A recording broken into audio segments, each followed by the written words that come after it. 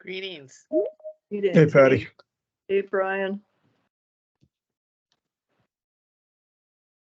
Did you hear from Laura? I don't know if she's here, but I saw a message from her on my phone that she's just getting back from traveling and was delayed yesterday in an airport. Okay, I did not see that, so thank you for sharing. She's in the lobby actually, so Okay. waiting.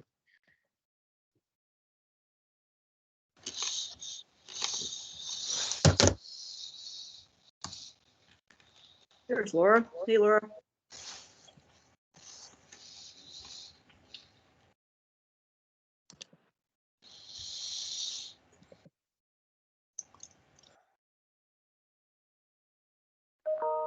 Dan isn't on yet, is he?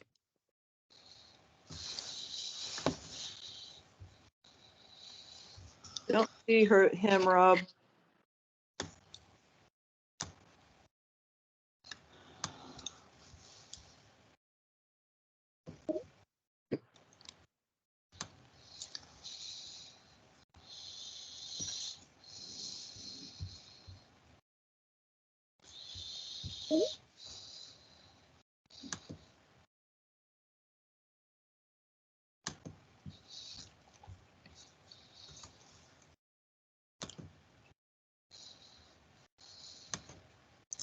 Rob, do we have Christine on or? I'm not seeing her. I will check with her. Okay. Would ask I if, was just, she should be coming any second. okay, I was just on the phone with her. thanks. I would ask if Dan has reached out regarding today's meeting or not. I have not heard anything.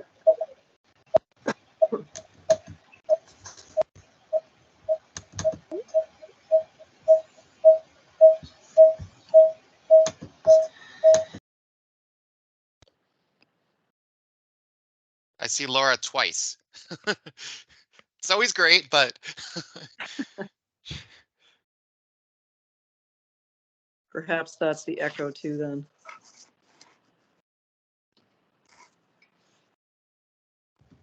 I think I'm down to one.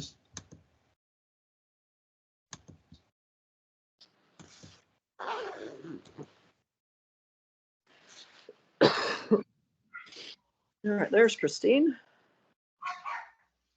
Good afternoon, everybody. Good afternoon.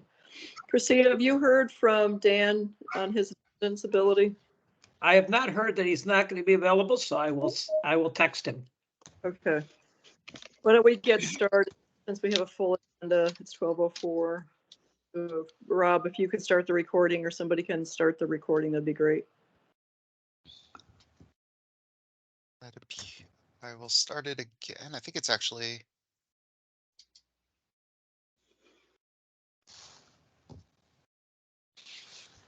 Okay, wait. Hold on. Sorry. Sorry.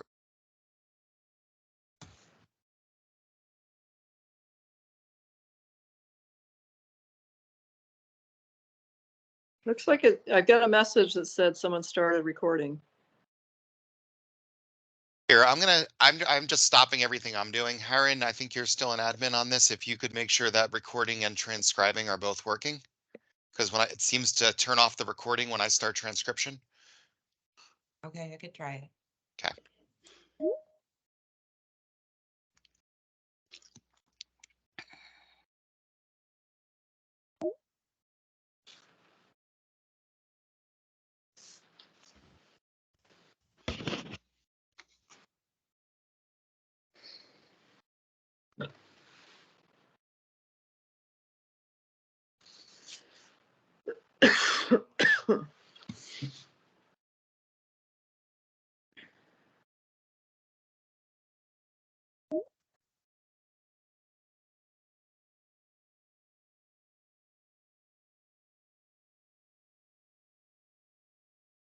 We good to go?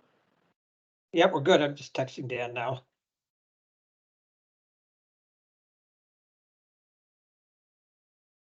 All right, I just want to confirm that the recording is working.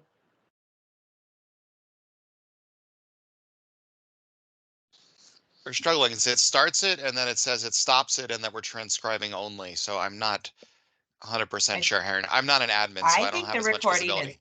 I think the recording's going, but the transcription doesn't, I'm not sure if that's working or not. But when I look at recording, it says the option is to stop it. So I assume that means it's already going. Yeah, we don't necessarily need the transcription as long as we've got the recording.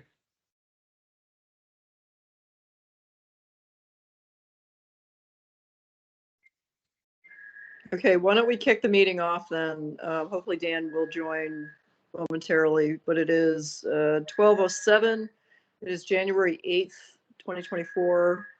Call to order the meeting, the Vermont Community Broadband Board meeting. We have in attendance from board members, we have Laura, Brian, and Holly, and myself, Patty Richards. Christine, can you run down staff roll call? Yep, we have Rob Fish, Tony Clitheroe, Heron Herzog, Tom from PSD is our budget person, Brittany and Alyssa. Did I miss anybody? Okay, hearing that's the roll call. Yep. Item on our agenda is approval, or first item up on the agenda is approval of the agenda. Are there, I'm gonna make a motion to approve the agenda as listed. Is there a second? Second. Thank you, Brian. Any discussion of the agenda? Yes, we would like to remove the annual report from the discussion because we've been, it's been highlighted to us that we're not in compliance with Act 71. The reason for that is because we're not supposed to be putting anything in there after anything that happened after June 30th. So the information in there about financing, information about accountability policies, I'm not, we need to do some more research on this, but I would suggest that we remove it, staff do the research on it. I sent a note to the, we have, by the way, done, this is the way we've done it in the past. But the point is, if we're not following process, then we need to correct that. I would send a note to the legislature saying that we'll produce it on the February 15th, and the board can review it and make a final decision on February 8th. Go ahead, Laura. And I'm just gonna recognize that Dan Nelson has joined the meeting. Yeah, I would also like to suggest that we table item number 11, which is the second time that we're taking that up. And I was the person that had made the request for this, and I think there's been a miscommunication about what we were looking for in terms of review. So it'd be good to kind of catch up with staff on that, because I don't think we're getting the information that I requested, which means it was not well communicated by me. All right, we're fine. We're fine with that. Okay. Question, Christine, for you on the annual report. In terms of requesting from the legislature an extension to February 15th, is that anything that could be denied, or are you sure that we can get that extension? I'm sure we can get that extension. And I don't see any reason why it would be denied. Okay. All right, let's, so with those changes of removing the annual report discussion and tabling item 11, which is rules 3.700 make ready discussion, those two items will be removed. Any further discussion? Yes, this is Tony. I just wanted to point out that there was a typographical error in the agenda under item 6, legislative affairs. We had scheduled an executive session to discuss potential legal concerns with respect to certain legislation that's we've discussed in the past, and some proposed legislation, and that subsection F that would come after 313A1 the F was inadvertently left off. So that would be a ministerial correction, but an important one. So Tony, it should read 313A1F. Correct. Okay. That'll be the third change to the agenda. Are there any other changes that need to be made? All right, hearing none. All those in favor of the agenda as amended, please say aye. Aye. Aye. Any opposed? Okay, the modified agenda carries. First item up on our next item up on our list is public comment. Christine, can you tee us up with that? Sure. This time for public comment. Anybody who would like to make a comment, please raise your hand. You'll be limited to 3 minutes. Go ahead, raise your hand if you would like to make a comment. And let me see, I can't, for some reason I can't see who the hand is from. Okay, Krista, go ahead.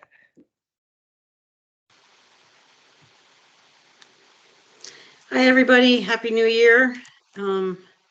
Really looking forward to 2024 and wanted to talk about two things just now.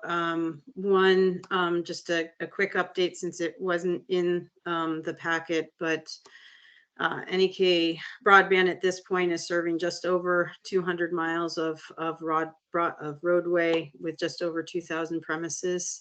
So we're pretty happy about that. We have 3 of our 20 cabinet locations have gone live, and we are very, very close, I think, to getting through our NEPA review for our Reconnect grant and being able to start that. So our hope is to do some Reconnect work in 2024, as well as continuing along our ARPA pieces. So that's just sort of a small update on that.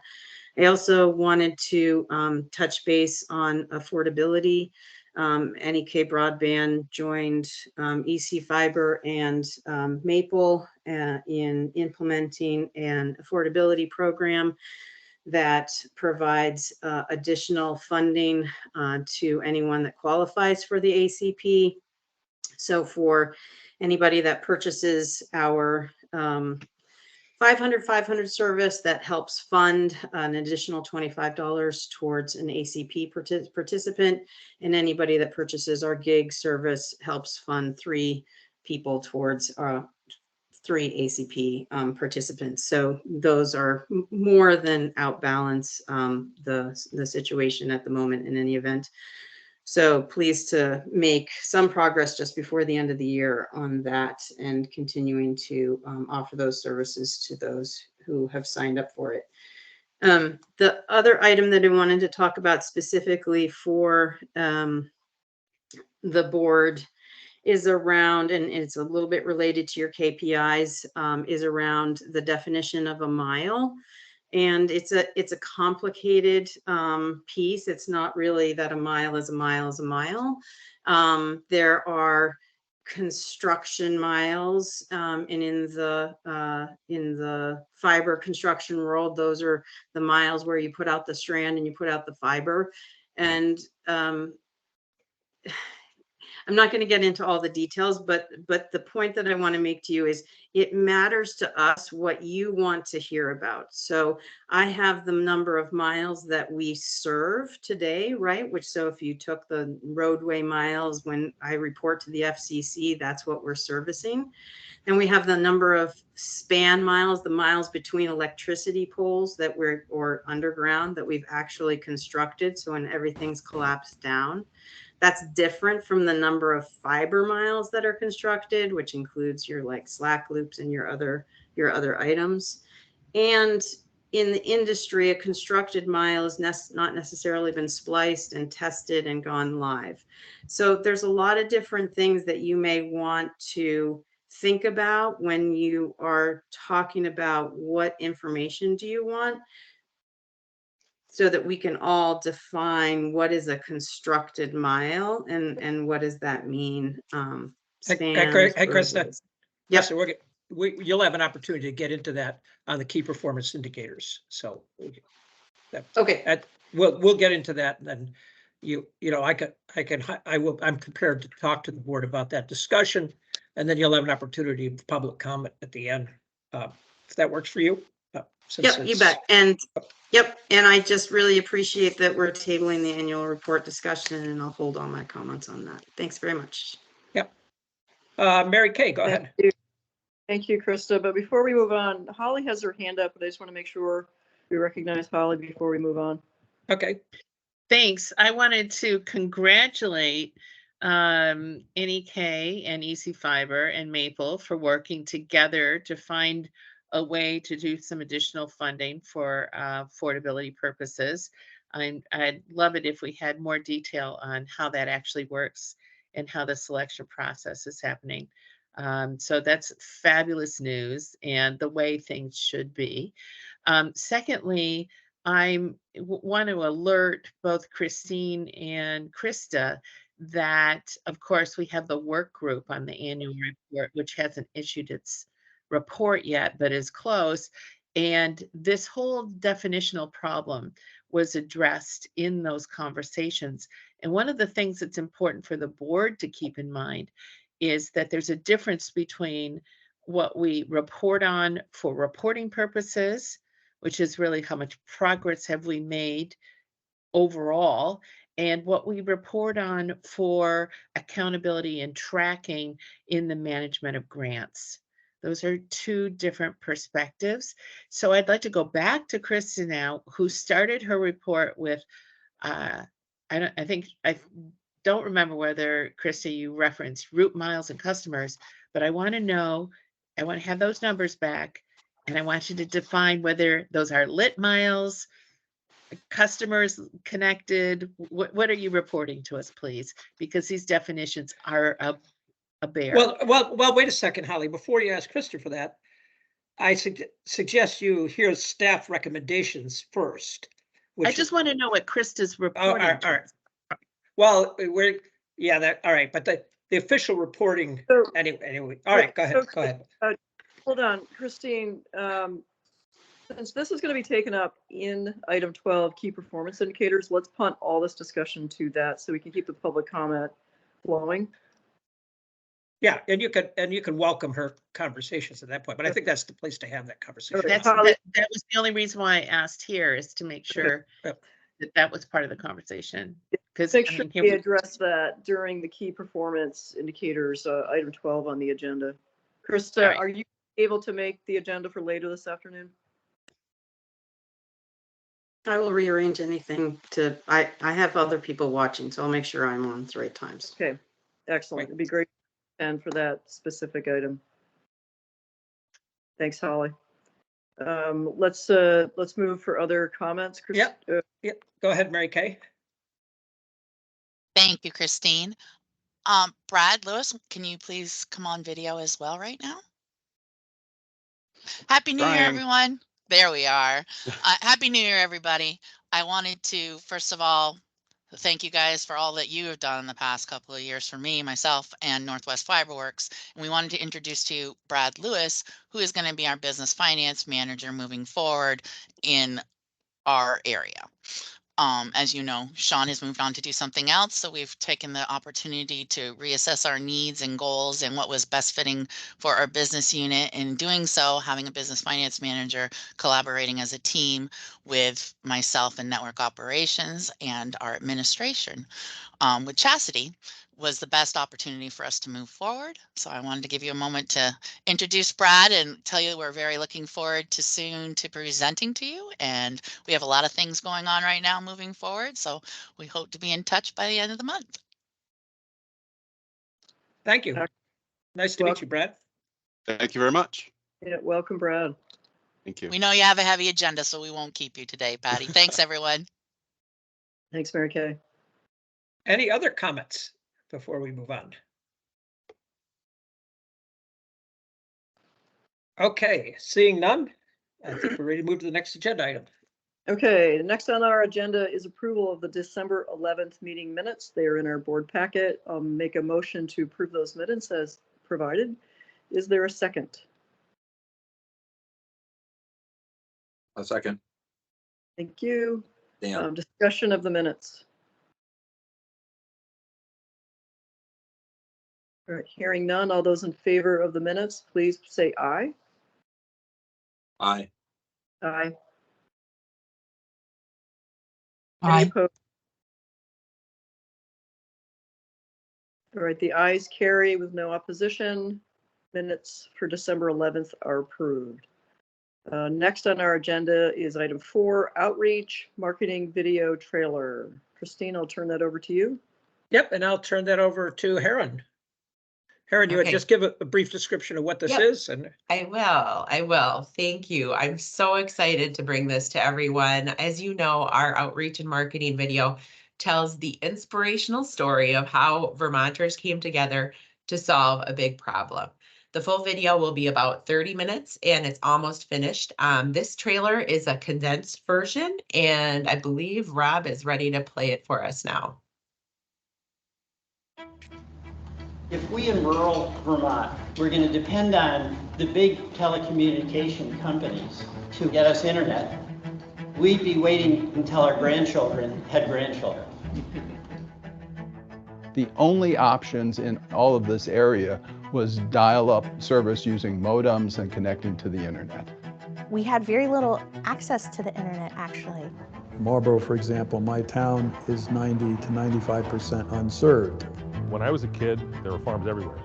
Now we're the last farm in Stratford. With the internet, it gives us connection to other farmers. Commercial bodies weren't going to bother. In fact, they were actively disinterested. The entire country is dealing with these rural issues, but Vermont has an especially difficult challenge of getting people connected. We deal with swamps, we deal with mountains, so it takes a long time. We have sections of road where you're driving for 10 miles at a time where you're not going to see a single house.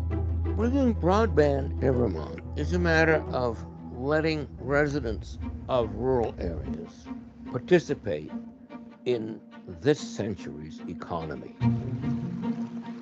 I think everyone realized we're not going to get internet here if we just sit back and wait for it. We're going to have to kind of band together to make it happen. We should do what Vermonters typically do. When people tell us it's impossible, we just do it ourselves. Our effort was modeled after what happened in Vermont with electricity. We were going to focus on unserved towns first. We basically went door to door, and in that process, we raised $7.5 million. It really is an interesting Vermont story. Where else can you have a person willing to fund a network and never say, why should I pay and the others benefit from it? Never came up. The response was incredible throughout the state. People coming together. I mean, it's really a testament to Vermonters, just in general. Makes me emotional to think about. This is the largest construction project probably since rural electrification or the building of a highway system when it comes to what's been happening in Vermont. This is what makes the magic happen. Today, the digital divide is the economic divide. It really has become one of the most important equity issues of the day. People who lived in rural areas, the frustration that they felt was palpable. People felt as though they were second-class citizens, but also now hopeful that there would be a change. Building community to solve a problem. That is the Vermont way. That's why I like calling them community broadband networks. These aren't just fiber networks. These are community networks. They made it happen. You made it happen. So congratulations. 3, 2, 1.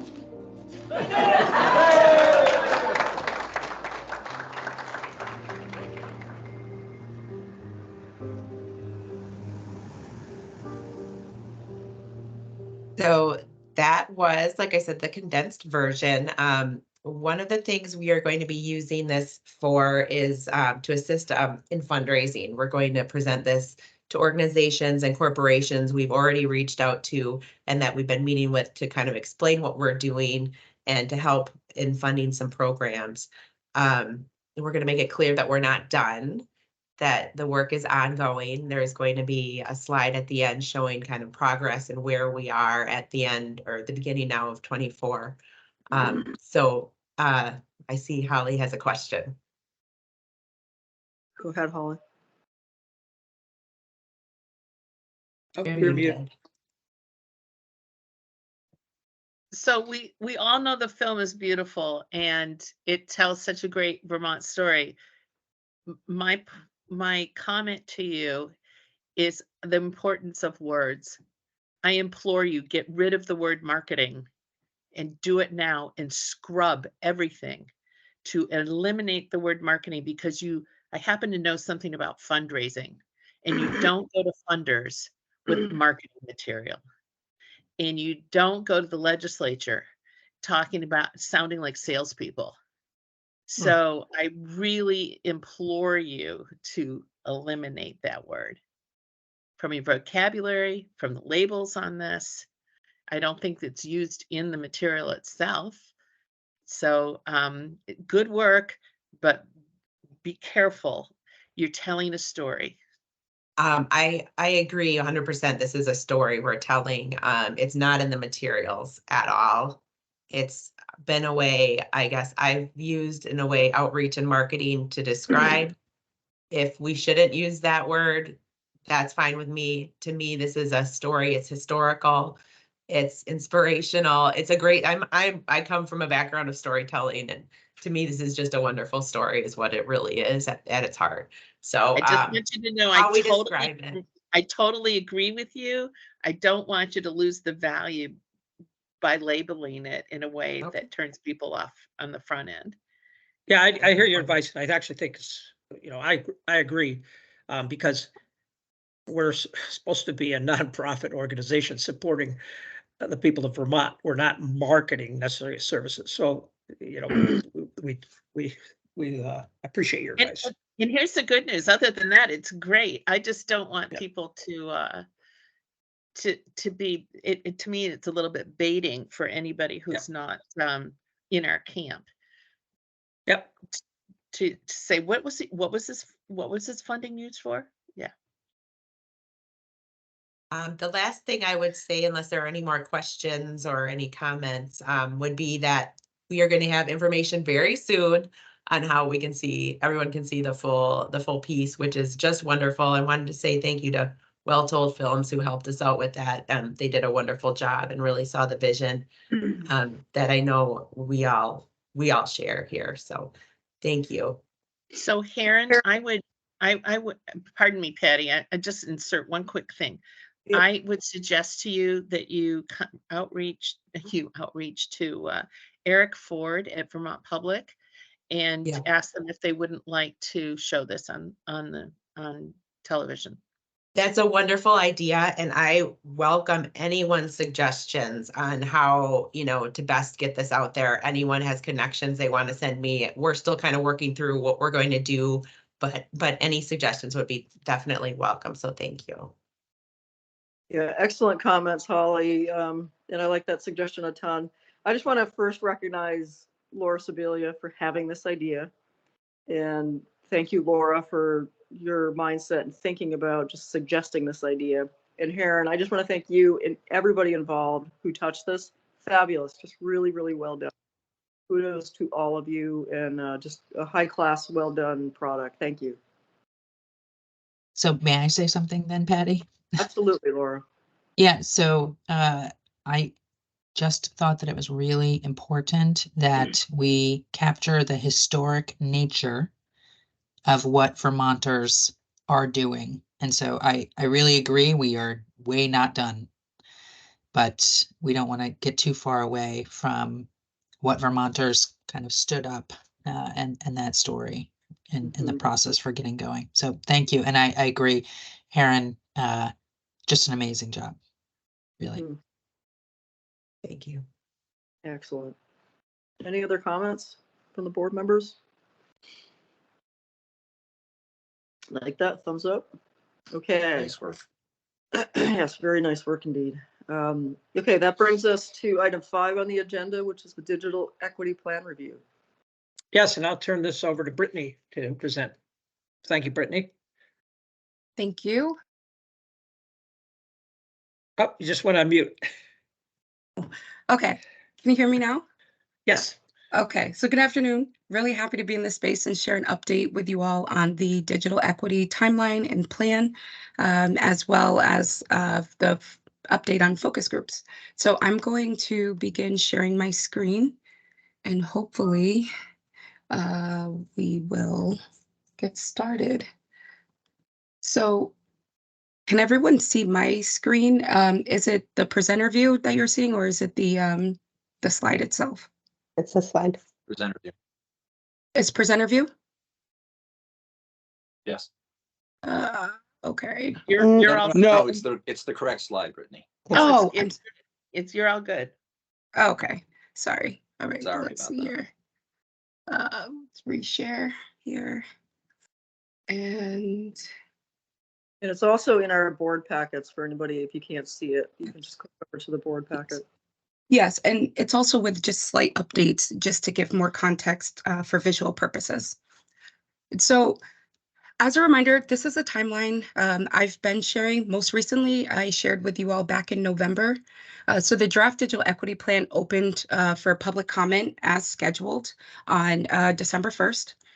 And as you can see, the original plan was to hold the public comment period for 30 days, which would have concluded on December 31st.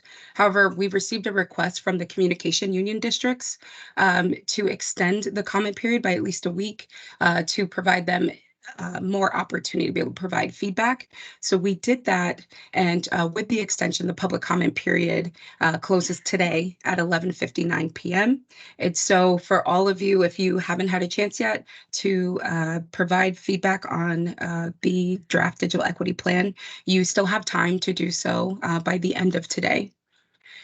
So I want to note that this additional time really allowed us to receive some really valuable feedback from the communication union districts that we're really excited to have inform their voices to inform the digital equity plan. So I also want to note, though, that the change in the timeline, just a slight change, offsets what I'm presenting today because we'll need more time to gather the feedback following this meeting. So our February and March dates will continue as scheduled and shown here. And aside from the digital equity plan, I'll be focusing my efforts on outreach and developing the digital navigator program, or that's what I've been focusing my efforts on, rather. And so I feel it's both important and, oh, I see. Holly, do you have your hand raised? You need something immediately from me? Yeah, just a quick question. What does March 28th mean after 45 days curing? What does that mean? What does that refer to?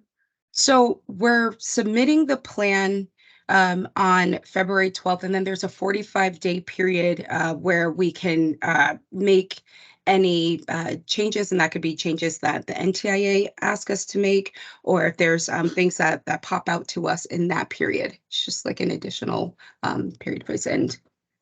Thanks, Brittany. Yes. And so, as I was saying, I've been focusing on the digital navigator program and also outreach. And so I feel it's really helpful and important to update you on the outreach we've been doing with more particular on the focus groups, because that work has really been powerful and really helpful in getting a picture, a more accurate picture of what's happening in the towns in Vermont.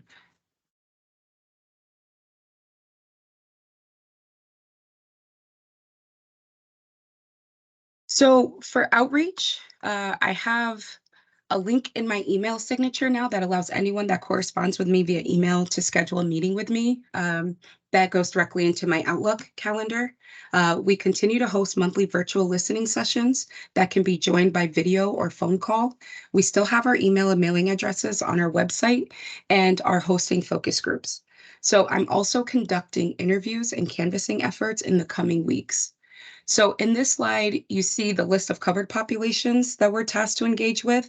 I have listed common themes of challenges that have come up in each of these focus groups regarding internet access.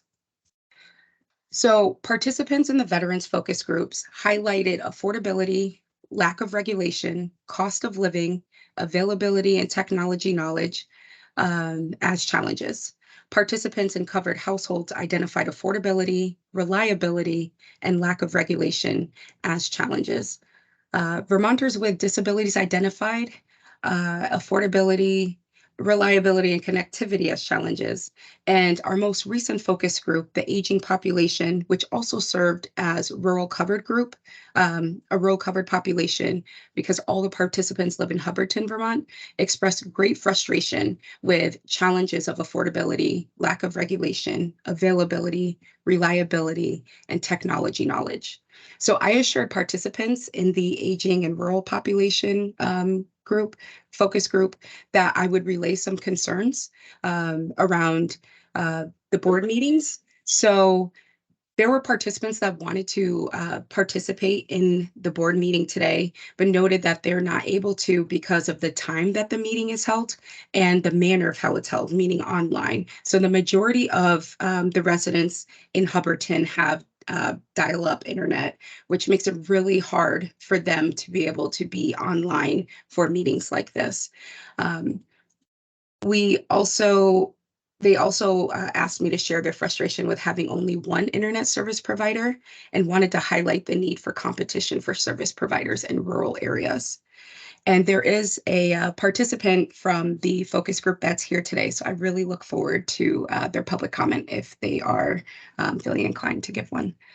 And that is it for me. Are there any questions? Okay, I'm going to stop and here, and I'm going to stop screen share. Oh, okay, great. Brittany? Yes. Yeah, I'm sorry that you left that last slide before I got to ask you this. So, okay, so I can pull it back up. the phrase lack of regulation, or I think that's what it was. Yeah, lack of regulation keeps coming up. What does that mean to you, or what is your sense of what it means to the people you've been speaking with?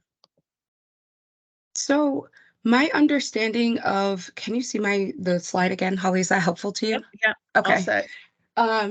So my understanding with lack of regulation is that they're similar to, folks often would compare internet with their electric bill. Electric bills are more regulated. There's more government supports. There's options to receive support for accessing or getting power in their homes. There's also what feels like more protections in terms of pricing. And so that's what they're hoping to see for internet, is to have some protections for affordability, to have internet be seen as equally important as like heat and electricity. And so that was what I gathered from it. I will, yeah, thanks. So Patty, this makes me concerned, actually. It's incredible to have this information, but I'm wondering whether it would be important for the VCBB to issue a statement that's responsive to these comments about what our practical reality is today. That the VCBB is not a regulator, that the state does not regulate broadband, that competition requires density of population or density of customers. There could be a number of responses just as an educational matter, so it doesn't seem like we're tone deaf to what people are identifying as needs. It's not to say that our federal delegation doesn't need to hear this. Of course they do, but I wouldn't want Vermonters thinking that we can or should fix some of the things that we don't have control over. Holly, how would you suggest getting that response out if we did a response? I think it might be great to put it in our, we need a little work with staff to figure out where the point of contact would be, but certainly on our website, in our annual report, perhaps in our, these are issues Vermonters are talking to us about that we are outside our scope at this time, kind of thing. And certainly if we go into public meetings, it would be great if Brittany is armed with information or a brochure that helps her hone the comments, so that I don't want to, when you hear someone, I always used to be bemused by the EPA when it goes out to have public comment sessions. It will hear anything, and the public comment session rarely impacts the decision of the EPA because most of the work has been done. And so I don't want to take this energy that, we're focused on community here, and I don't want to take this energy away from the communities by implicitly suggesting that we can do things about some of these items that are outside our scope. Okay. Brittany, I had a question for you. In terms of the items that were raised in the focus groups, were they given a list of items to respond to? I'm actually surprised that regulation came up in several of the groups. Like, was it teed up as there's a list of 10 or 20 things? No, we have a slide deck that we use that's specific to each of the focus groups. And oftentimes the conversation would happen more in the sense of we need internet to be as important as electricity, or we need it, and we need there to be more like protection around affordability. My internet bill is too high. And so that was more of my language used based on the conversation. Okay, so it wasn't reliability and regulation weren't a category or a topic that they chose from a list. No, not a list per se. No, we have I'm just trying to pull up the slide deck, but there was no list of like pick from these to see if they're, which one resonates with you. It was more of us just explaining where we're at, what we've learned so far from our engagement with Vermonters to date, and through surveys or other focus groups. And so then that, allowed to open up the conversation. And so I think some of that and what we've learned to date may have resonated in that way to where they were able to speak to what their experiences are. Yeah, that's really helpful. And then Christine, in response to Holly's suggestion, is that something that you and Brittany could work on, like coming up with kind of these are the items, summarize basically that slide you put up for the focus groups for what their top categories were, and then a brief description of what we can and can't do relative to VCBV based on current legislation and current authority. I think that would be helpful. Yeah, we could do that along with Heron. We'll have Heron help us out, and maybe that's worthy of an editorial as well in Vermont Digger. But we'll discuss that. I think that was good advice. Okay. Thank you very much. Any other comments, questions? Okay, hearing no further comments from the board. Thank you very much, Brittany. Excellent presentation. That concludes item 5 on our agenda. Okay, that brings us to 6, which is legislative affairs. And we're going to make a motion to go into executive session, as premature general knowledge would clearly place the VCBB or a person involved at a substantial disadvantage, in referencing 1 VSA section 313A1 paragraph F. Is there Correct. a second? Second. Thank you. Any discussion? Yeah, we should say who we're going to include, which I would like to have the VCBB staff included in the discussion. The entire staff? Well, they're going to be here waiting anyway, but it's definitely Tony and Rob and Heron, and also include, is Gwen on our list here? Is Gwen here? I guess not. She's not. So, oh yeah, she's here. Include Gwen She's not Zakoff too. staff. She's not staff, right? So Right. She's not staff. So she's specifically name her. yeah, I think it'd be worth the staff to hear. I mean, obviously it'll be Tony leading the discussion with me taking an active part, and Gwen as well. Okay, that's a large group, but we can certainly entertain that. And all board members obviously are present as well. Christine, do we have to go out and then come back on a separate link? Yeah, Rob, why don't you explain how we're going to do this? Sure. Because Chance isn't normally we lost Chance and he still has. Why don't you explain it, Rob? Sure. Excuse me. Yeah, Chance took ownership of the link with him when he left. So we actually don't have the ability to create rooms right now. Since we recycled the link. So what we're doing just for this meeting, it'll be fixed next meeting, is you will leave and you will click the new link in your email that was sent earlier today to join all the executive sessions. And then you'll return back in here. So it's back to the old way, unfortunately, but it's where we're at right now. It may be fixed for the next executive session. Chance is looking into it right now, but for now, that's what we're doing. Okay. All right, I see that link as coming at 12:17. Yes. It was discovered when we all logged in. I'm just saying it for other board members. Okay. We'll close out and then use the other link to come back in. All right, we'll see you over on the executive session.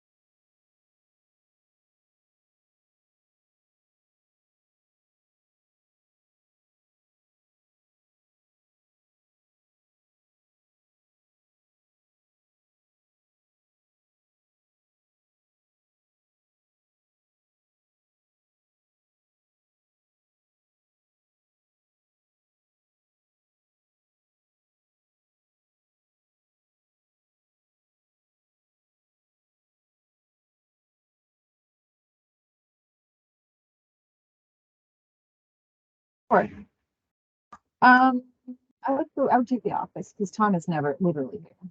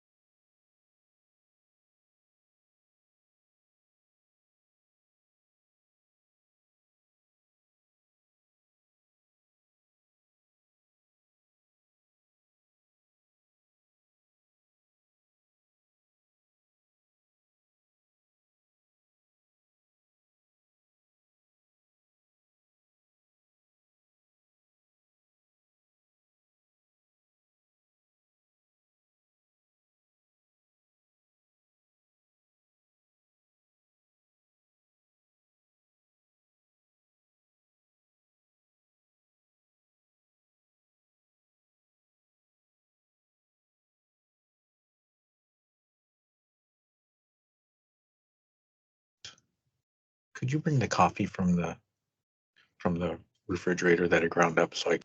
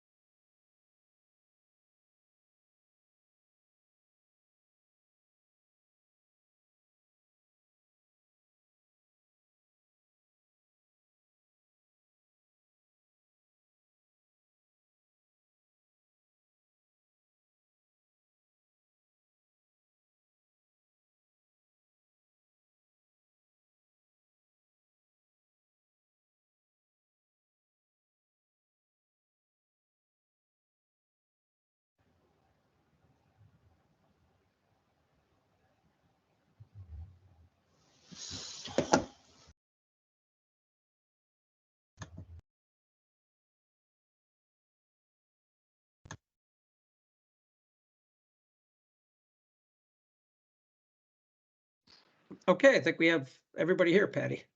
Okay, we are back in public session. The only item that was taken up for action in the legislative affairs discussion was the VCBB board asked for, at its next meeting, from staff to present as to how the. Patty, if you're talking, you're muted. Can you hear me? We can hear you. Okay. The only action item taken by the VCBB board was that it's a request for its next meeting for a I presentation believe on you're how. still muted. Can anybody else hear Patty, or is it just me? Yeah, it's I can't just hear you, anybody. Laura. I guess it's just me. Okay. Okay. I can hear. Is how the sale of private ISPs will impact ISP operating agreements of the CUDs. It's the only action item taken, and that will come. We're asking for that presentation to happen at the next meeting, and Christine and staff will coordinate that for us. Thank you, Christine. Okay, our next agenda item is Otter Creek update. Christine, you want to tee us up? Sure. Actually, I think this is this is an update following the actually I'll turn this over to Alexi to introduce, and then we're turning it over to Laura Black. Sure. Without a whole lot of ado, so we've been discussing at the last board meeting and with staff the way forward for Otter Creek in light of some planned builds in their area, and so we were going to hear from them on where they are with that and any next steps. Why don't you go ahead, Laura? Okay. Hello, everybody. So probably the information is what's in our meeting minutes, and happy to say that the Otter Creek CUD board did agree to accept the GoNet Speeds network build plan in their own territory, in their Otelco territory, as part of our universal service plan. So we have made we've made agreement to terms and conditions over that with GoNet Speed, and we have sent to VCBB staff our amendment, I think is what we would say, to our grant agreement, or our grant agreement draft that staff is putting together. So that consists of, changed address list, changed grant amount. So we are not going to accept the full grant amount that we had previously requested. It's about $1.5 million less. That's probably about it, and I'd be happy to take some questions. Oh, and I guess I should say, I thought it was obvious. What it does mean for the Otter Creek CUD is that we will be able to build to all of our addresses in 2024. So that is exciting news. I mean, there may be some outliers that are out in 2025. So less money, more addresses done. We're calling it a win-win. So this is Laura. Thank you very much. Patty Richards jumping in.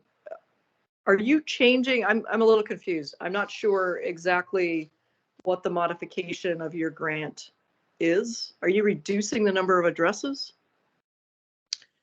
We are reducing the number of addresses, I guess, that we're seeking funding for. But no, the number of addresses remains the same. GoNet Speed will serve their own addresses with their own So we don't in have a territory. pocket of people. We don't have a pocket of people left being unserved. That's right. Absolutely not. Thank you. Served.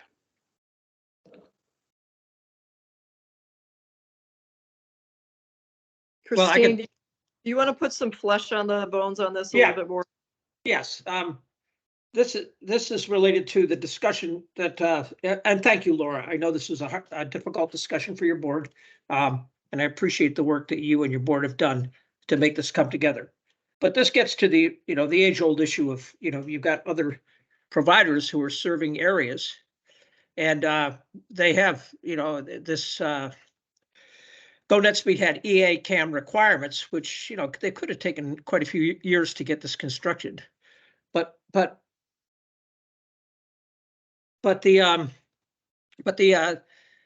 fact that the Otter Creek district was able to sit down with GoNetspeed and come to an agreement means people are going to get served faster, and it's going to cost less money. This is really to take care of those areas that a private provider would serve, but not necessarily funded. With the funding, we have control. Without the funding, we don't. So I think this is a very effective negotiation, and both parties should be complimented for the work they're doing to collaborate to get Vermonters served. I think as far as EA CAM goes, maybe I'll have, I don't know whether you want to hear about EA CAM and the consumer protections built in, but EA CAM does have some significant, that's the federal funds that GoNetspeed is building under, does have consumer protections built in as required by the FCC. If you're interested in hearing that, we can talk a little more about that as well. But just to be clear, Christine, you agree with Laura that all the addresses in the Otter Creek area are going to be served in this new proposal? Yes, that's part of it. Yep. Just I want that on the public record that's just so my understanding is crystal clear from both sides. Yes. Excellent. Is there any action required of the board today? No act required because it's less money with greater service. The board has said if we came in for more money for greater service, for less service, we'd have to. But if the board wants us to come in for approval of this grant agreement, we could do that as well. No, but I'm not saying that the board is asking that. I just want to ask if the VCBB staff is asking for any action on this. I'm here not.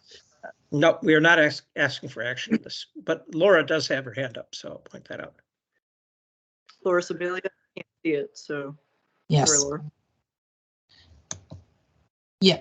And I apologize, I missed the first part of this presentation, but I've captured kind of the second part and reviewed the meeting materials. Have we made any progress towards sustainability of the CUD going forward in terms of accountability, which is of course our second obligation in addition to just connecting people? Laura, can you talk about what you've done in terms of your longer term sustainability? Yeah, I guess, yeah, the only progress I guess we have made since we've received our pre-construction funding is to develop a request for proposal and get that posted for an executive director. I'm really tasking, developing that with that position. Not to say that I haven't kept an eye on what other CUDs are doing, and it's always part of our discussion in board meetings. But I wouldn't say that if you're asking, do we have a solution to present? No, not at this time. But we clearly know that that's part of the work of this year, 2024. Well, and for me, it's part of going forward.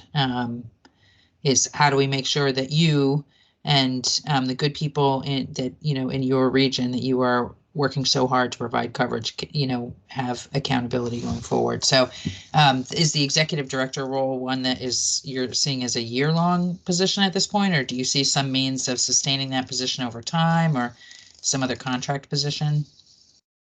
It is currently funded with the funding that we've received, which my understanding is we may use that funding through 2026. In that time,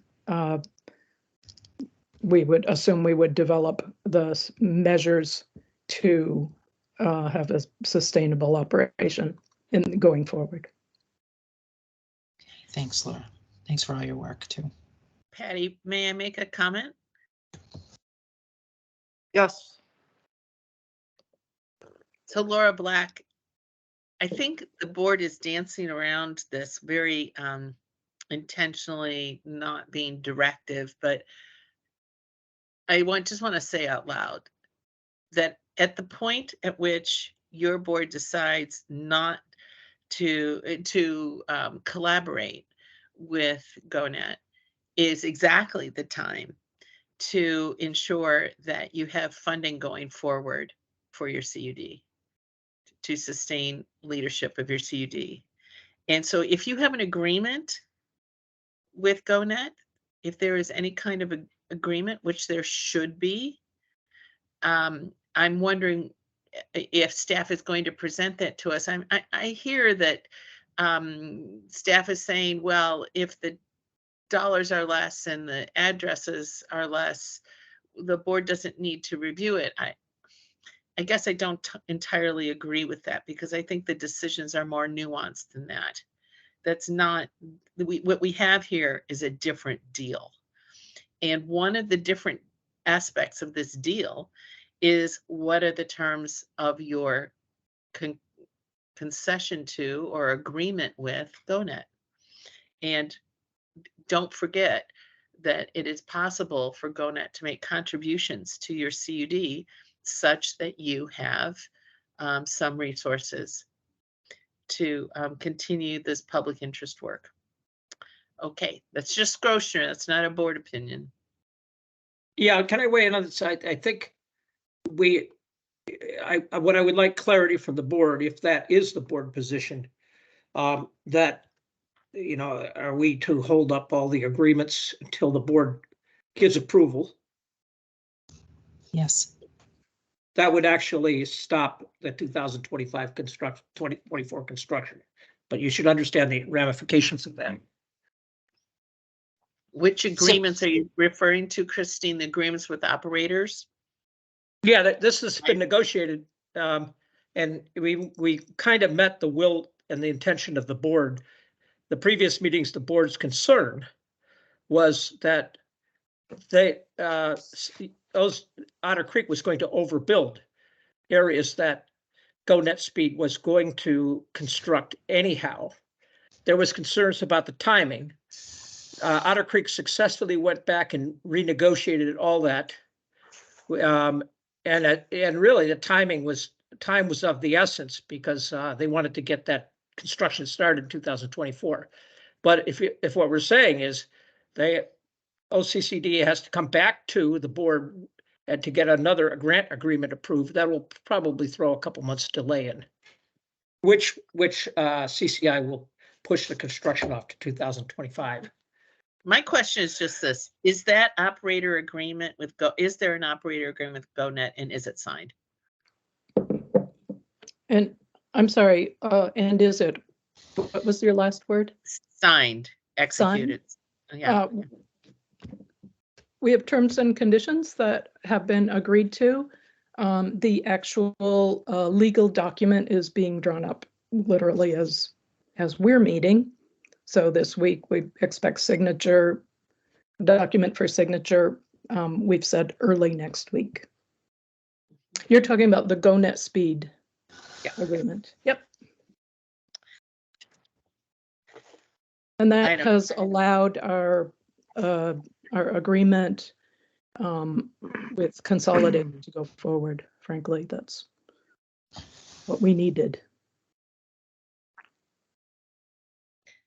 Laura has her step. Laura, you have the floor. Yeah, Patty, I feel pretty strongly that if there is a change in a grant agreement or with the CUDs, that 100% that should come to the board and we should sign off. This is the largest public infrastructure project going on in our state. There needs to be, I appreciate the work of all of the people that are working on this at the ground level, the private sector, our staff. And I think with good communication and coordination and a sense that this will have to go to the board, that can get streamlined. These things could be dealt with efficiently, but I am not willing to turn that responsibility over. I think we could even ask Tony if it's legal to do it. Well, what I was going to say is that our context to this point has been that that staff had the authority from the board to support the CUD reaching this agreement because we were not coming back to the board for more money, and the people that are going to be served, or a bit more people are going to be served faster. So I think in this particular situation, I think it would be grossly unfair to, in effect, scuttle the deal that has already been reached based on the paradigm that we've been operating under. But if the board wants to do this going forward, I think that's fine. But at this time, I don't think it's appropriate to change the rules of the game. Yeah, well, so I would push back and say, I don't know that did the board take an action to turn this over to staff? Well, yes, that was, you didn't do a resolution and we'll, take a vote? No, you did not take a vote, but if that's your intent moving forward, I'll be a little more careful about getting votes. You should definitely give votes, Christine, just for your own. Yeah, I can see that. Yeah. And I have no desire to scuttle this at all. Like all of our activities, I like to make sure that we've really dotted, I like to make sure that they're really legitimate and that the board knows what's going on, and so therefore has the staff and CUD's back. And when I hear things about we got more addresses for less money, faster time, that's not the only objective. So is there, I'm seeing, let's see, CB Fiber is on board book page 33. I'm looking for a summary of this transaction so that, it's one thing to delegate to staff. It's another thing to have the terms of the change articulated so that we are on notice of what the impact was. I guess I'm less concerned about changing directions here and making, putting the deal at risk than I am about the fact that we don't actually know what the deal is. I don't think we've been informed to the level I would have thought we would be informed. And yet I'm worried that I missed it somehow in the board packet. But Christine, if you have a page number that I should be referring to, I'm totally willing to. No, we did not put this in writing in the board packet. Because you can imagine, not only did we not take an action to delegate to the staff our authority to make a grant within the context of the prior parameters, but we don't have specific information from staff about what the new transaction is that fits within those parameters. So I'm just saying we're flying a little loose and free here is how I feel. Yeah, I think so. The bottom line is, we've all been moving with positive intent and negotiating. And the issue was quite simple. The issue that we had was that we were spending money on addresses that were already going to be covered by GoNetSpeed's EA-CAM requirements. The board was concerned about that. We gave the direction, and I will tell you, it was a difficult discussion for the OCCUD staff, that the board, I should say, because the board was split on this. The idea that we should build it and so the CUD has control versus the fact that we're going to develop an agreement with OCCUD with GoNet Speed. So they went off and did, in good faith, negotiated with GoNet Speed to get to an agreement. We want to make sure we talk about it and everybody works with positive intent before we come to an agreement. It is that simple. It's just simply that we met what the concern of the board was, which was very clearly articulated, that we don't want to fund territories that GoNet Speed is going to construct anyhow. We could put that in writing, but that's as simple as it is. I wonder, Laura Black, if you might say a few words about the agreement that you've worked on with GoNet Speed, and the way that Sure. is in union with what you did with Consolidated and how that went. Yeah, sure. I want to be cautious. Are you subject to a confidentiality agreement? Are you subject to a confidentiality agreement? Yes, I am. And what I am saying is, so we actually can't have this conversation no, without the permission of the other party.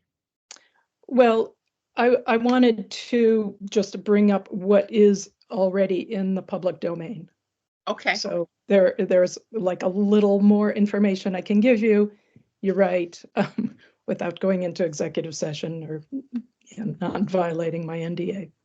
So let's see.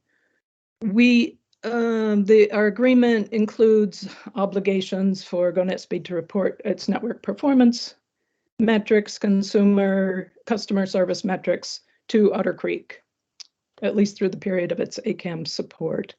The agreement shall include commitment to pricing plans that are, it's worded that are competitive with Consolidated.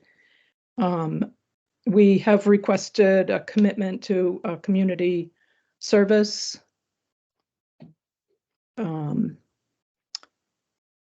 And yeah, the only other thing is a description of the network infrastructure design. But yeah, unless we go into executive session, I think it's, I have to be cautious. I don't even think executive session fixes that for you, Laura, but I have to say that I feel better knowing the scope of that agreement. Do I wish that you'd gotten a little money for your CUD to continue its lifespan? Yes, I do, but I can't be a Monday morning quarterbacker here, and that's really the position we're putting ourselves in. So I think you've done well to do more. You've done well and are getting more, and that's great. So I'm releasing any concern I have about you moving forward, although I would like staff to put a confidential memo together about what will be served now that was the difference in between what will be served now than what was going to be served before. I apologize for jumping in. I'd like to add to that, Polly. Yeah, Laura, go ahead. So I think this is a great, it's a nice negotiation to work with partners to achieve the goals of getting universal service to the area, the customers, if you will, in your territory. It's, economically and with great speed as well. So thank you. Dan Nelson, do you think the VCBB board needs to take action on this as a vote? I don't think so. I think the intent of the original grant to the CUD is still being met, as I understand it. And I guess I would look to Christine, who perhaps has seen both sides, that if the important measures of the agreements were addressed, then I think it would stay and that we don't need to take a vote. Now, I'm not the attorney, so that's Understood. I'm gonna take a straw poll from the board at what we think, whether we need a vote on this. Brian? So I think, I don't think we need to, we need a vote. I think we are getting what we need, which is we need to be updated that it's a change of plan. It's not a change of universal service, as I understand it, right? The universal service commitment remains intact. The way that they are solving the universal service commitment has been modified through partnership with an independent party. And as long as they're updating us on the impact to the grant details, the grant budget, and the monies that they either are or not going to use, and we have an opportunity to provide feedback on that, then I think unless that feedback is, holy cow, we're not comfortable with this, then I think we're good. Okay, Laura Sibilia? Yeah, thanks, Patty. Christine, I have a question for you. With this change in plan, say 5 years down the road, GoNetspeed is, for whatever reason, they've run out of money. They have a conflict going on with their unionized workforce. They can't get resources, and all of a sudden we're looking at, pretty significant problems on the line. People can't get service for 30 days, 40 days. How are the public in that area protected? Who will be there in 5 years to make sure that that issue is addressed? Well, I see Laura has her hand up. I'll let Laura Black answer that. Laura, were you prepared to answer that question? Or for GoNetspeed? So the addresses that... Well, actually, there's an EACAM requirement. Maybe Rob Fish, I could ask you to speak about. There are some stronger federal requirements in place for EACAM. Rob, are you prepared to talk about that? Rob Fish? I can speak a little bit about it, but there's also, I believe that is a topic that has been addressed within negotiations too. But within EACAM, if they don't meet certain build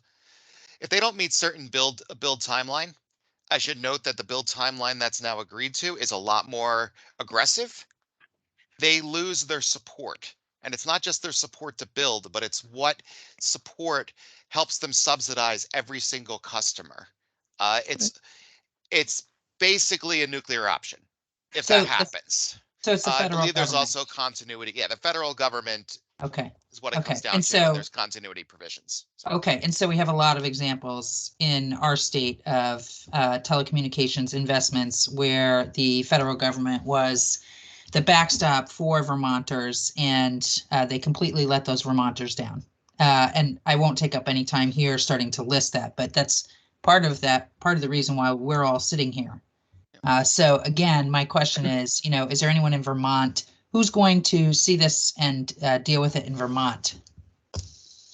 Well, Laura, you talk about specifically about what your agreements are, and then I'll ask the general question. I'll answer the general question. Laura, if you have anything to add, Laura Black. Oh, Laura Black, sorry. Yeah. I just wanted to make sure, and this may or may not be your question, Laura, but we also, as part of our build plan agreement, we do have measures where should GoNetspeed fail to build, and it's divided in sections, percentages per area. If they fail, our agreement becomes null, and Otter Creek would then be able to build to the unserved addresses in the territory. And as Rob mentioned, that is very aggressive because we are talking about through 2025. So this build really is intended to be completed next year. Okay, so I'm talking about 2020. That's great, Laura. Thank you. I'm talking about 2029. And so what I want to make sure, Laura, is that you or someone in your region is still there to sound the alarm and to get some accountability and hold people's feet to the fire on this. So yeah, let me just say, my response to that is we don't have regulatory authority over telecom. So this is where the board accountability policy, we haven't finished our accountability policies, but we have to talk about how we're going to do that in general. What we don't want to do is penalize CUDs because they're, you know, we want the private telecom providers to operate under the same conditions as our CUDs. Otherwise, we put them at a competitive disadvantage.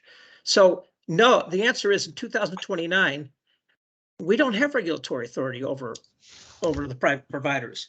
And I will present that this has been an issue that we've been talking about for several years, right?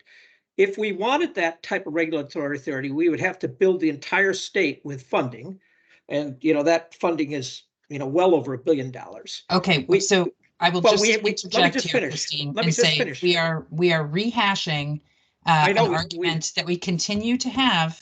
And Act 71 was about ensuring accountability as well as universal service. And so But we have it's a not about weakness making in the sure law. everyone gets built. It's about Okay. making sure that it stays on in 5 years. So, okay, I'm just telling you the concerns that the CUDs have, the concerns that we have is we do not have regulatory authority over the private providers.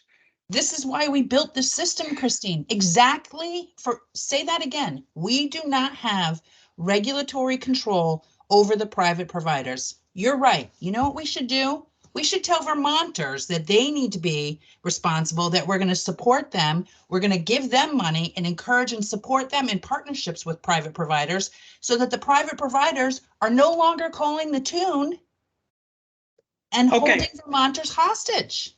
All right, I understand your concerns and I share those concerns, but it's our work. Is this, I would like to, you know, it's not up to me to call the vote, but I think at this point, Wait, I haven't had a chance to be in part of the straw vote. Okay. I can't answer that 2029 question. That's a problem. And so in terms of the straw vote, I am fine. I appreciate I'm going to vote no, but I'm going to vote no for a principled reason, which I've just gone through with Christine, which is I believe we are off on the wrong track. Again, on this issue. Laura Black, I deeply appreciate the fact I really feel like you are hearing my concern. I really feel like you are trying to protect your people. I so appreciate all the hard work that you are doing in negotiating up there. And so I hope that you do not take my frustration towards all of you. I deeply appreciate the work that you're doing. So with that, I'm a no. Understood.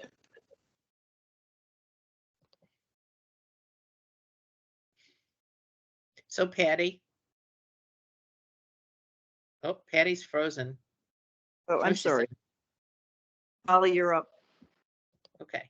So Christine, I have this question for you. At one point, the board approved a grant agreement. The party to that grant agreement would be OCCUD. And there was a specific route and number of households that was to be served.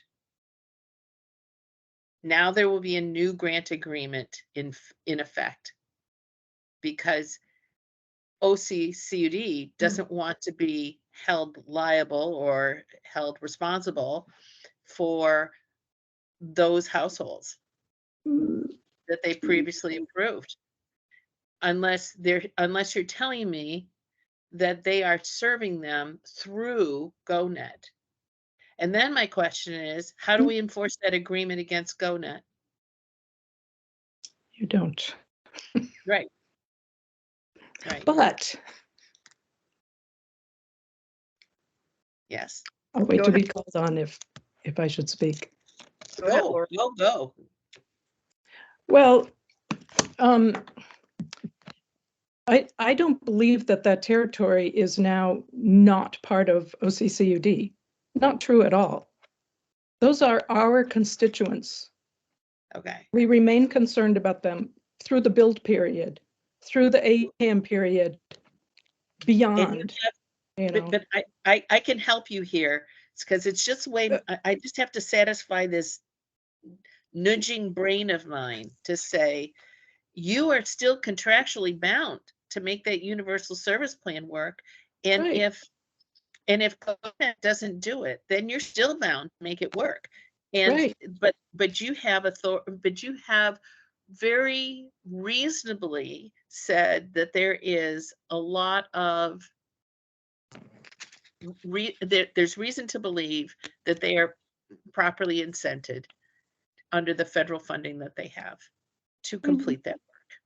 I'm good with this. I'm fine. I vote yes. Yeah. There's no vote. Well, Yeah. It's just a straw poll. there's no vote. Okay, sorry, Brian. I'm not bothered. I just want to make sure that I have I'm following Laura's reference to a no. I just felt that we haven't really framed this in a way that I could follow the dots. So That makes sense. I feel satisfied now that I understand the configuration of our agreement. Good. Thank you. All right, thank you, Can I Holly. ask a Dan, hold on. Dan Nelson is up next, and then Brian. How about you're after Dan? Okay, thank you. Could you refresh my memory on these arrangements? They were post-construction payments. That's what I recall. Is that true, or do I have that wrong? So in other words, CCI, maybe this is a question for Christine, that CCI would build the territory and then they would be paid, or in this case, GoNet Speed would build it, and once confirmed it was built, they would be granted the money. Do I recall that correctly? Could you just refresh my memory on that, Christine? Or Yeah, maybe yeah. I don't believe GoNet Speed is getting any money, are they, Laura? GoNet Speed is getting no money from the state, from our grant, from your Okay. grant program. Correct. Okay. Yeah, yeah, and so we pay for construction after it's completed, and we verify. What we do is we do a final inspection and then pay for the area that's been completed. Okay, that answers my question. Thank you. Thank you, Dan. Brian, you're up. I didn't have a comment, Patty. I just was agreeing. I like the way Holly characterized what she said, and I was just pointing out that we're not really voting on anything, but I like the way she provided that clarifying framework. So I'm all good. Okay, thank you. Laura Sibilia, your hand is up.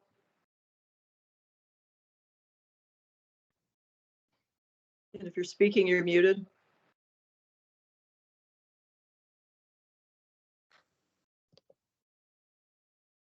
Laura Sibilia. All right. I'm not sure if Laura's still on or not, but based on Tony has given her opinion that we don't need a vote of the board. Based on this discussion, I don't feel that we need a vote of the board either. And based on the straw poll that we did, I think we're clear to move ahead. I understand Laura disagrees with 4 out of 5 of us, but I think we have the green light to move ahead. Thank you very much, Laura Black. Christine, I do want to have on the next meeting agenda an update on the Otter Creek CUD's remaining service territory, who they're serving. Basically, give us an update with those consumers being served by GoNet Speed. What does the rest of Otter Creek look like? So let's do an update at our next meeting. Okay, I'm happy to do that.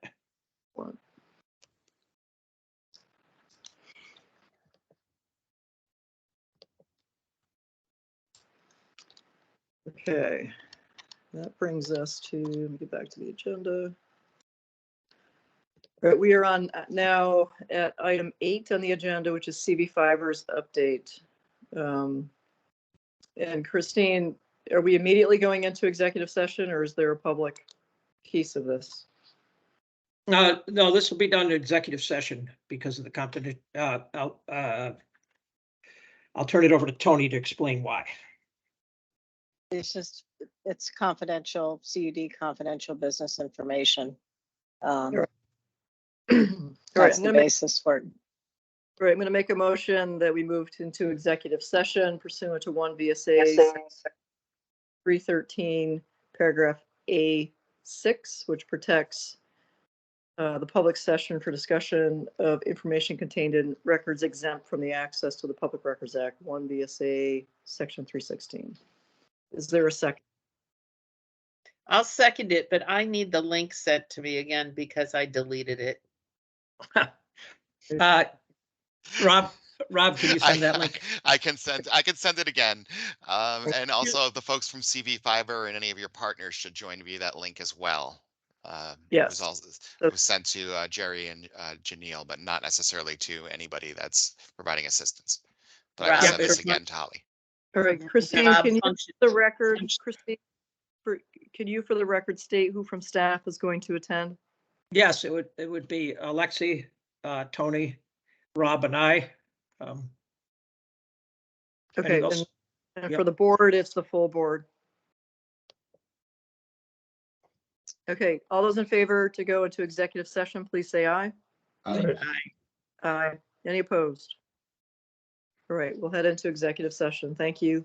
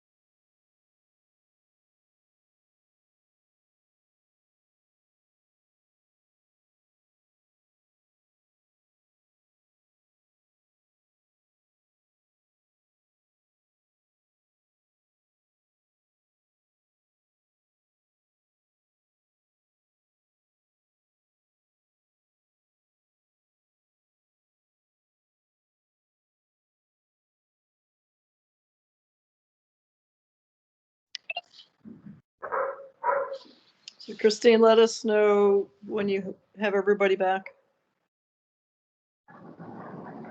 You're muted, Christine. I don't see Laura yet. Okay. Okay, in the interest of time, let's start by looking at the agenda. Christine, what are the critical things we need to get through, recognizing the time is 3:38? I would like to hold public comment. Obviously, Vicuda update. When does the budget need to be? Yeah, I made a recommendation, since this is a quarterly budget report and we didn't get to it last quarter, we can present the Q2 budget in February, Q1 and Q2 together. Okay. Yeah, Tom has been ready to present. Tom is our budget person, and he's prepared to present. But I suggested to him that we present that in February.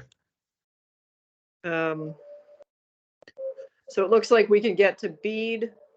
We're going to punt on annual number 9 and number 11, which is the annual report and rule 3.700.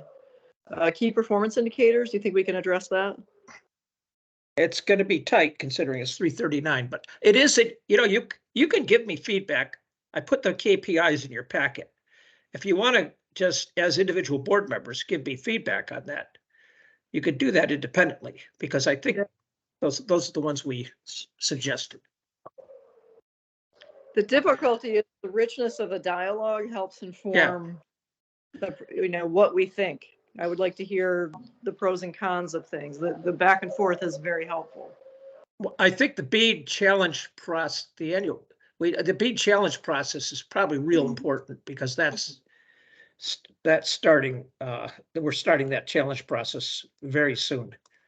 All right, let's do item 10, which is BEAD, and then let's do Vicuda, public comment, and then if we have time, start on the key performance indicators. Okay. Okay, Alyssa, I will. Number 10, which is the BEAD challenge process. Alyssa, I am turning this over to you. Okay. So we were hoping to start the challenge process December 1st. We are still waiting for the volume 1 approval from the NTIA. But everything is ready to go in terms of the challenge process getting started. The portal's ready. We have a reviewer portal that was created. We have all of our information posted on our GIS hub site. And this is a public version of the portal that shows the BEAD eligibility data that will be available to be challenged. The challenge process will be it will be a 14-day period, followed by a week to 10 days of us doing some data analysis and processing for the area challenges and MDU challenge. And then there'll be a 14-day rebuttal period. And that basically will get us to the end of February is what the timeline is looking like. And then there'll be some data processing and final adjudication will happen in March. And we are still hopeful for having our final map of eligible addresses ready for a pre-proposal for BEAD by May. And I think that's it. Dan, I see you have a question.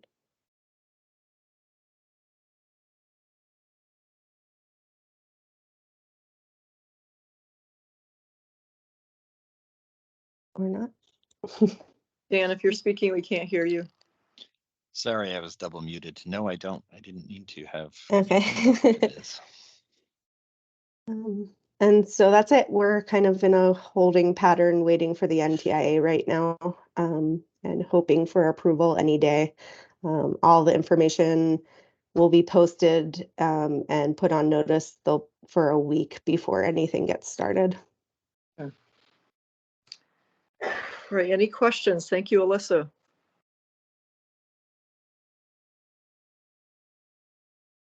All right, hearing none. Let's go to Vikuda update. Rob Vetsky. Hi, I'm actually doing it today. Rob was on vacation last week, so it's his first day back today. So, yes, just a couple of quick updates.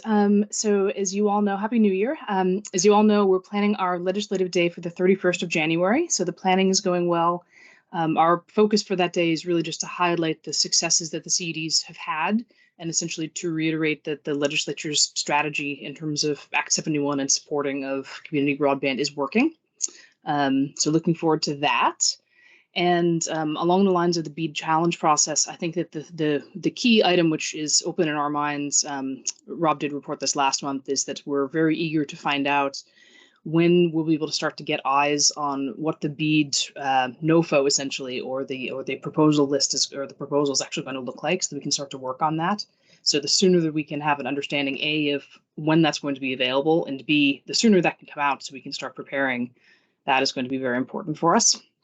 And then just to reiterate the point made before, that to the degree that schedules and timelines may be changing, again, we understand that everything is within the hands of the NTIA, but just again, want to make sure that everyone is clear that this is a very complex program. We all understand that. Obviously, CEDs have spent a lot of time commenting on the BEAD programs, Volume 1, Volume 2, and now the Digital Equity Act, which I'll talk about in a moment. But there is so much complexity that we really want to make sure that there's sufficient time in the process for every applicant, CEDs in particular, of course, but for every applicant to make sure that they can fill out the RFI or the RFP in a complete and accurate manner, and make sure that they're actually hitting all the points. And then finally, the Digital Equity Act filings. So Brittany commented on the updates earlier, and really want to thank Brittany and the VCBB team for the work on that plan. I think it was a 130-page document, very lengthy. Clearly, a lot of work went into that plan. So our members did go through and offered, as per usual, as with Volume 1 and Volume 2, we offered detailed commentary throughout the plan, some areas of suggestion, and then we also sent through a cover letter of about 4 pages highlighting some of the key points. Just to touch on those quickly, so that the board can be aware. One of the points we made is that the Digital Equity Act is obviously in parallel to the BEAD program, but the two are meant to be really hand in hand. And the Digital Equity Act plan, Digital Equity Plan, made numerous references to the BEAD program, which is entirely appropriate, but it wasn't always entirely clear where it was referencing something that was existing under BEAD Volume 2 or whether it was adding a new requirement. So separating that out, we thought would be important. And another item we thought would be important is around the goal setting, that the plan, again, as is required by the NTA and NOFO, is required to set goals. But in some cases, or in many cases, the plan would set goals and timeframes to achieve those goals, which is a really challenging thing to do when the state of Vermont doesn't understand yet how much funding is going to be available, because the NTIA hasn't released that information yet. So just making sure that the plan incorporates at least some discussion of how decisions will be made, or how goal targets will be adjusted when we actually understand how much money is available and how much the cost is to do these things, would be recommended in the revisions to the plan. And then I'm sure this is not unexpected, but we had some fairly substantial commentary around affordability and a list of items that we thought would be good for consideration there. One of the key ones being, or I guess two, is that just to make sure that it's very clear in the plan, because again, I mentioned that the plan made numerous references to the BEAD program, but not every ISP in the state is going to be a participant in the BEAD program or a BEAD subrecipient. And so making sure that the plan clearly covers how those aspects will be addressed for the other ISPs and for the Vermonters who are not covered by a service provider that's a BEAD recipient is very important, as well as just, again, continued understanding and appreciation that we understand that the board and staff has of making sure that affordability targets and goals accurately reflect the balance of what we all want to do, which is have affordable service for as many Vermonters as possible, but also make sure that we respect the underlying economics of the BEAD subrecipients, CUDs, and others. So we had some commentary about that, again, both in the cover letter and the details, and we've been working with staff, and we look forward to having ongoing discussions with them to really unpack these things, and look forward to seeing the next revision of the digital equity plan. So I can answer any questions that you folks might have.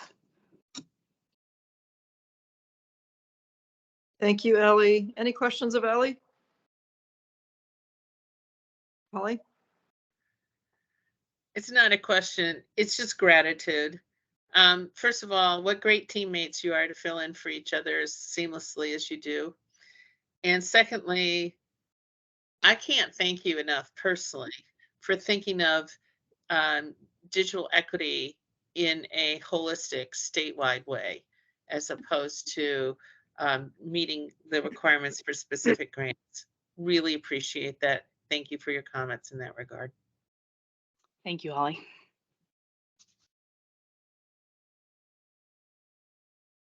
You got the thumbs up from everybody. All right, great. Okay, thank you very much. Okay, Christine, let's move to public comment. Okay, at this point in the meeting, anybody from the public can speak. You'll be limited to 3 minutes. Please raise your hand if you would like to speak. Jan Jones, go ahead.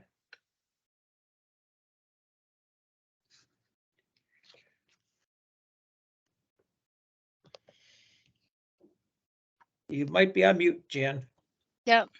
There we go. Now, can you hear me? Yes. Yes. Yes. Okay. Yeah. I'm sorry. I have very bad connection here. So I just wanted to mainly express gratitude for everything you're doing. I'm from Hubbardton. I'm one of the towns that's in the GoNet speed mess. And the one thing I wanted to say today, besides just thanking you all for all the different things that you're covering, is we really appreciated Brittany coming to our town to see with boots on the ground what kind of we're facing. And I just said during that meeting that there were only 8 of us in the room, I think. And the other people that weren't in the room, it's because they don't know what the heck's going on. And I consider myself probably one of the most informed people in my town. And that's only because in my past, before I retired, I was a public librarian. So I worked with some of these issues in that role. And because of my extreme frustration with the company that we have right now, the frustration with them, I'm hoping, is only about how they handle their telephone copper lines, which they do not service. And so I think I just really wanted to comment on something Holly asked before, and I don't even remember the word, but it was during Brittany's talk where she used a word that might have been regulatory or it might have been accountability. I don't really know. I don't remember what the word was. But Holly said, well, I think people need to know what is our role and what isn't our role, and that there's some things that we can't fix as a board. And I totally appreciate that. And I think part of the problem is that out here in the sticks, we just don't have a clue about any of it. We don't know any of it. So even just knowing what the board does do and can do and what they can't do is extremely helpful in just easing the frustration. We have a phone number that we can call at GoNet speed when things go down, sometimes as many as 20 times a day. And we get an answer that says, well, we don't know when there's going to be any fiber in your town. We're really a fiber company. We don't know if we can fix it. Maybe I'll try to put you through to a tech. Maybe a tech can come to your house. And this has been like over and over and over and over and over. And I don't have to tell you how difficult that can be for people trying to work remotely from home, or people trying to pay a bill in the middle of a transaction. The other day, I tried to order something in the middle of a transaction. My screen refreshed and the thing got delivered to the wrong address, and the truck went sideways, and it caused everybody to be held up for 5 hours because of a stuck truck. I mean, all those things are daily occurrences. And I know you've heard all those stories, but I think it's really commendable that you are, at our level hearing the stories. And I think part of what I heard today helped to reassure me that even though I thought we were left in the cold in terms of our CUD looking out for us. And now I feel like, no, that's probably not the way it's going to play out, hopefully. And really, that's all I wanted to say. one last thing, this is just an equity thing, which is that I noticed that there wasn't too much mention of part-timers or people working in the creative economy in terms of their reliance on better broadband. And I think that is a really important thing to have in everyone's mind, that Vermonters are really creative people, and not everybody works making a living at a full-time job. There's a ton of people that need part-time work but really need internet to be able to do that. So there's so many other things, but that's it for today. Thank you so much. Thank you, Jen. Krista, go ahead. I almost think that we should give Jan Jones a standing ovation for her fortitude and for showing up however she could for us today. You got a lot of nodding heads, Jan, in case you can't see it. Oh, thank you, Holly. Hi, again. I just wanted to make sure that folks were aware of a couple of things that didn't come up around the digital equity plan and didn't necessarily need to be as part of that, but it's around the ACP. So in case you're not aware, the ACP is currently scheduled to run out of funds by the end of Q2 of 2024. So there are preparations from there are the potential for preparations for the notifications that are required by law to start going out, and that's something that we're paying attention to. There's been a lot of work trying to get an extension into place. There is a bill being filed, should be filed on the 10th. So that is being sponsored by Representative Clark, Representative Fitzpatrick, and Senator Welch for an extension. And that extension is 6 to 7 million, depending on how the bill comes out in the end. And just to understand, one, that's not a given, right? When I was down at the Broadband Summit in DC, you know, it was really around, well, if we're going to fund anything, we've got to find the revenue for it. They're looking for people to, you know, to support or, you know, stand behind it. And also the last thing on that is to recognize that that amount, which is, you know, a large amount, right? $6-7 billion, that's not anything more than a year. Like it's not a, all it does is gain a little bit of time to get another solution in place. And so I'm just bringing this to everybody's awareness in case it isn't already, in case it's not already something that you're aware of, so that we recognize that, you know, there's a national piece and there's a state piece. And if we can find a way to continue contributing to all levels of that conversation in terms of the need, I think we need to make sure that we continue to move forward as a state on a path that says this is what happens if something happens at a federal level, and this is what happens if it doesn't. And just to recognize that this is needs to be a statewide addressed issue. Thanks. Thank you. Anybody else would like to say anything? Raise your hand. Okay, not seeing anybody. I think we can move on to the next item. Okay. It is 3:57. We have 3 minutes left in our allotted time. Christine, rather than jump into key performance indicators, let's move that for the next meeting, sadly. And our next meeting is February 12th. Do I have that correct? Yes, and by the way, that'll be an organizational meeting as well. So we will, Tony and I will take a look at whose terms are up, and we'll need a formal session there in terms of nominating whose ever terms may be up. Okay. So we'll include that in the agenda. The other thing that I would like to do for the next agenda is, I know we at least have 2 committees, subgroups that have their policies done. are we in a position to take action on those at the February meeting? Christine? I think that I'll reach out. I do know that there are two that are essentially complete. I'll reach out to the owners of those and ensure.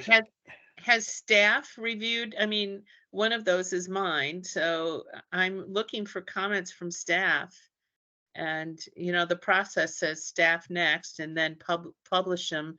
So those two actions would have to happen before the board can take them up in February. I think we could do that this week. I'll make sure that's done, Holly. And I think you also, so you should have Holly's, you should have already had mine with staff's, already Yep. has, and then Brian's, right?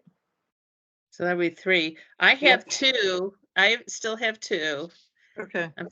I look back in my calendar. I've been working on this stuff since May. Not that I had any room to complain compared to other people and how hard they work. But yeah, I'm hoping to get those 2 to you very shortly. And Patty, you'll appreciate this. I've been sitting as an appointee to my select board in the last 6 months. So that has taken its toll. Yeah, I understand entirely. Mhm. Thank you for your service, I'll Holly. send mine.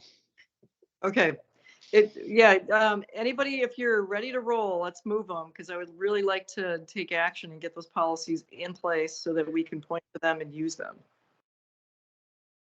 So Yes, Christine, yeah, you this should is- have.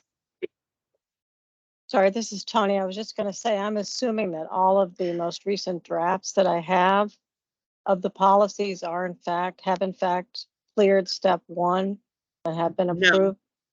No. Other than the 2 from you, Holly, everyone else is though. I feel like I've really missed something here.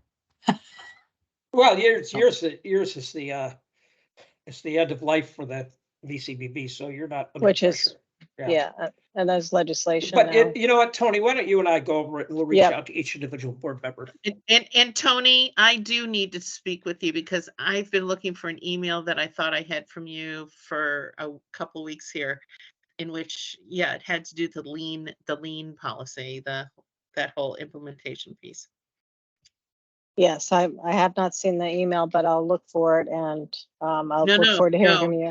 No. It's an old email. What I'm doing is I collect all the information I have and I grind it up and I put out as short a policy as I can. And I need to talk to you, is what I'm telling you. Okay, all right, I'm here. Well, okay, let me know when you're ready. Yeah, I'm ready. So with Okay. that, here. Okay, I'll follow up, Holly. Motion to adjourn. Put a motion out. We adjourn. Is there a second? Second. Awesome. All those in favor, Good please night, say aye. everyone. Aye. Aye. Aye. All right. Bye, everybody. See you next month. Yeah, thank you, everybody. Thank you. Bye-bye.